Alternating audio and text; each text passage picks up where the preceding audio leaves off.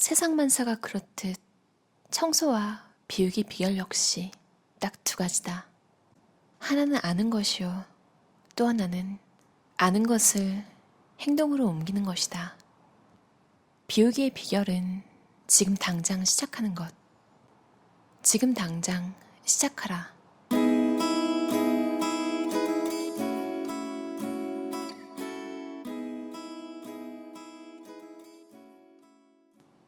사람들은 첫걸음을 두려워한다.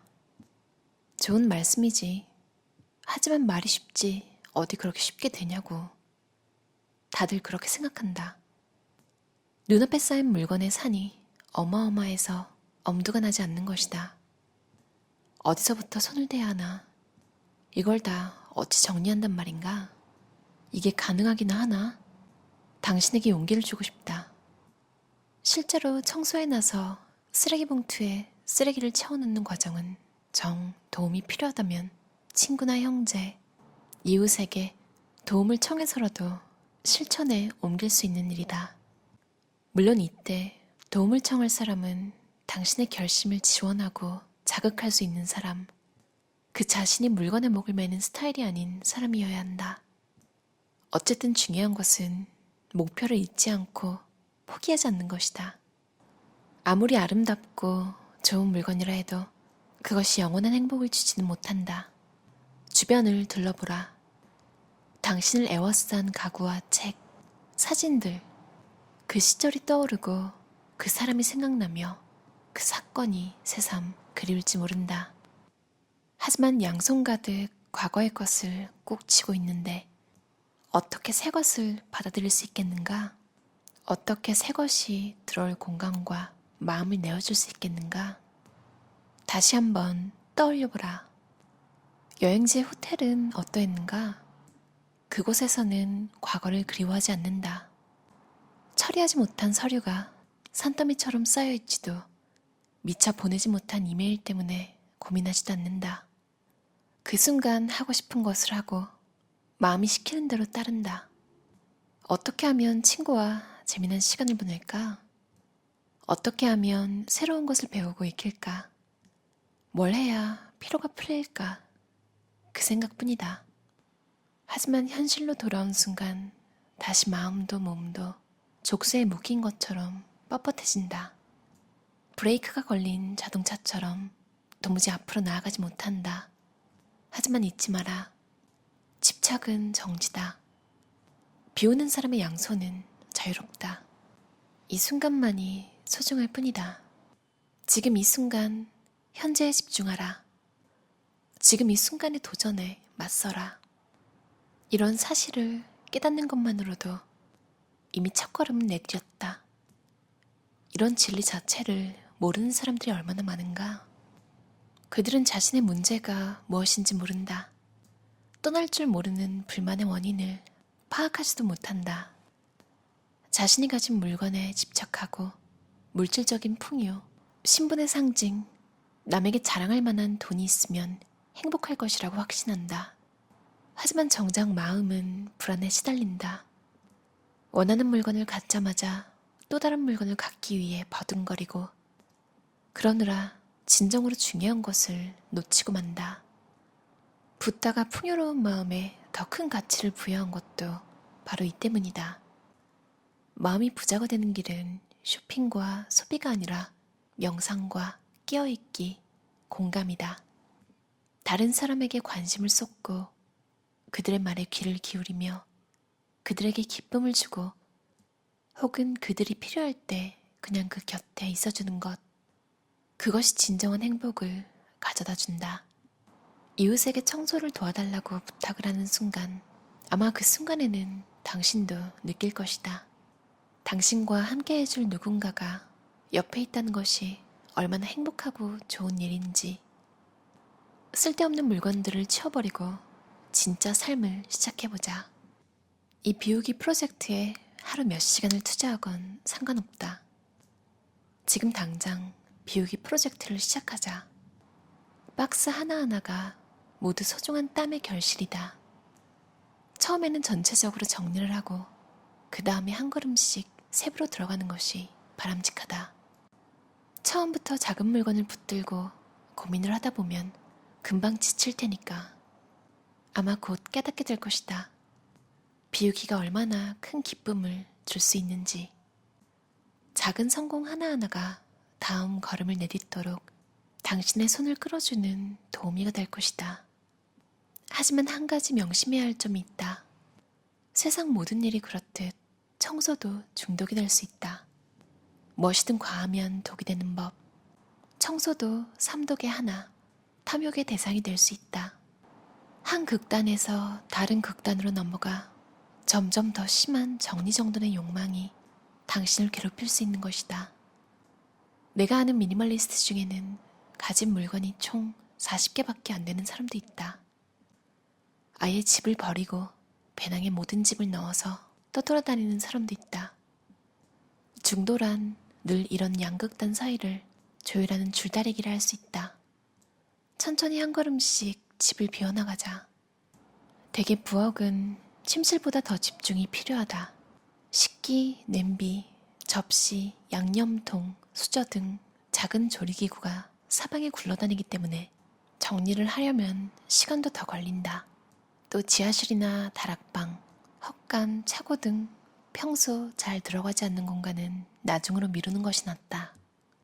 화장실, 현관, 발코니, 침실 등 통풍이 잘 되는 곳부터 시작한다. 작은 물건을 정리하는 나만의 팁을 알려주겠다. 장에 있는 모든 물건을 꺼내서 전체적으로 한번 쓱 훑은 다음 정말 필요한 물건은 다시 올려놓는다. 예를 들어 부엌 벽장에선 접시 몇 개, 냄비 몇 개, 프라이팬, 찻잔, 접시, 양념통 몇 개만을 남긴다. 완벽한 식기 세트를 갖추고 살아야 할 이유가 무엇인가? 결혼식 피로연을 집에서 차릴 것도 아니고 주말마다 파티를 열 것도 아니지 않은가? 설사 파티를 연다 해도 수저 없이 손으로 집어먹을 수 있는 메뉴를 택하면 된다. 식기가 적으면 봄맞이 대청소 때마다 꺼내 다시 닦아 넣어둘 필요도 없다. 또 식기가 적으면 설거지거리를 쌓아둘 수가 없어 설거지 양도 줄어든다. 부엌 장식장에 꽂힌 많은 요리책이 과연 다 필요할까도 고민해봐야 한다. 솔직히 말해보라. 그 요리책에 실린 레시피 중에서 몇 개나 실제 요리로 해봤나? 어차피 자주 해먹는 요리는 책을 안 봐도 레시피를 외우고 있을 것이다. 나는 매일 밥을 한다. 그리고 2주에 한 번꼴로 새로운 요리에 도전한다. 그러면 그 레시피는 어디서 구할까? 그렇다. 인터넷이다. 그래서 나는 요리책이 필요 없다.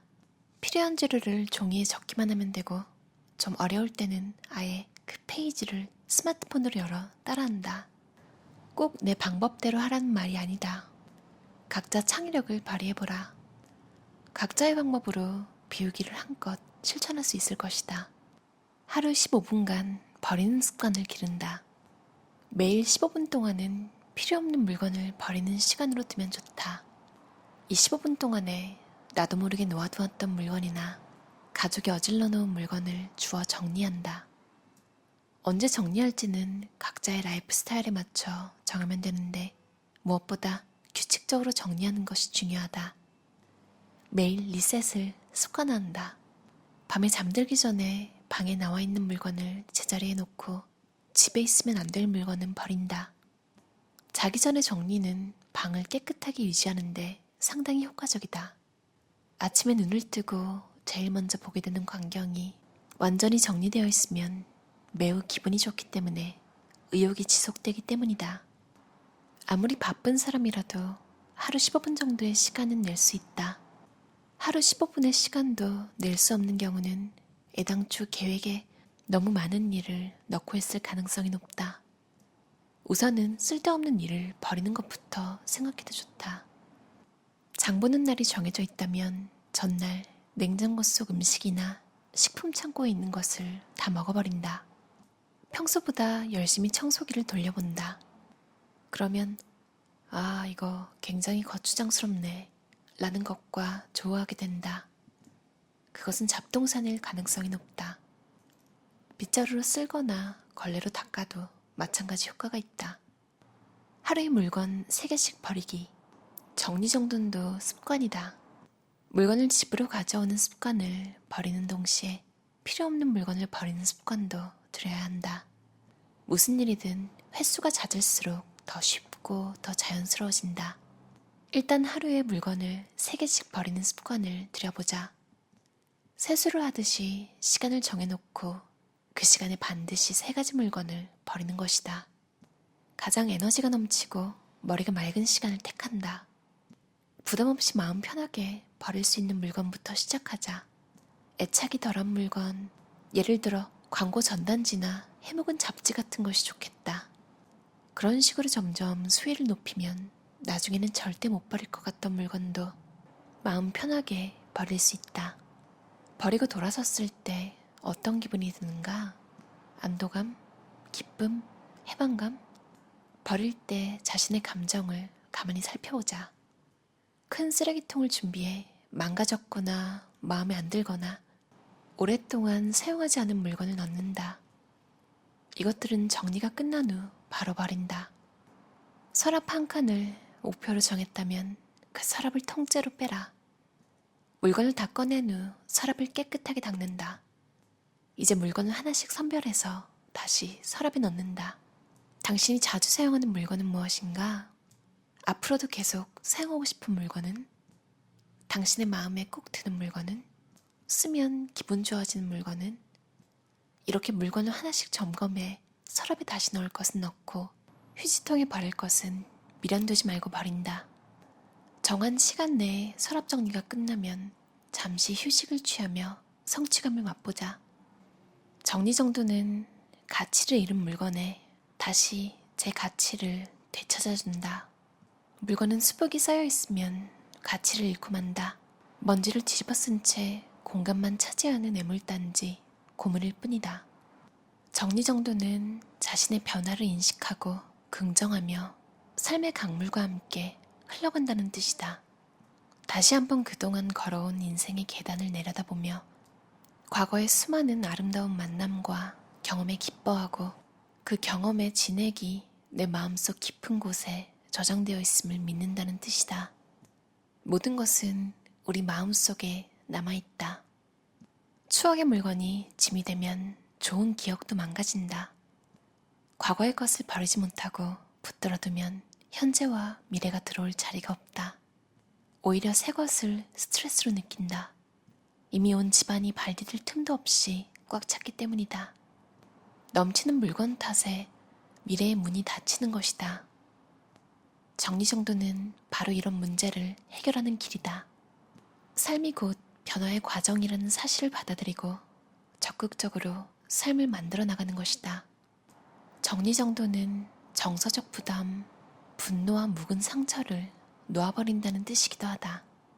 우리는 지난 시절의 상처 탓에 많은 에너지를 빼앗겼다. 어쩌면 지난 상처들을 여전히 생생하게 기억하는 이유도 우리가 쏟아부은 에너지 때문인지 모른다. 그러나 이미 투자한 에너지가 아까워 과거의 기억에 매달리는 것은 어리석은 짓이다. 기억 역시 적지 않은 에너지를 요구하고 더구나 기억이 과거를 바꿀 수도 없다. 이럴 때 정리정돈은 고통스러운 과거와 화해한다는 의미이다. 마지막으로 과거를 기억한 후 그것을 놓아주고 묵은 상처를 치유하는 것이다. 나의 시야와 에너지의 방향을 현재와 미래의 삶을 향해 돌리는 것이다. 정리정돈을 하는 사람은 용감하다. 어디로 꺾일지 모르는 길을 걷고 어떤 일이 벌어질지 예상할 수 없는 상황에 뛰어들었으며 새로운 것을 만나기 위해 위험을 감수하기 때문이다. 그러나 용기를 낸 만큼 보람도 있을 것이다. 정리정돈을 하면 공간이 넓어지고 삶이 가벼워지며 에너지가 불끈 솟아오른다. 고장난 전기제품, 말라 비틀어진 물감은 쓰레기통이 제자리다. 지금 당장 버려라.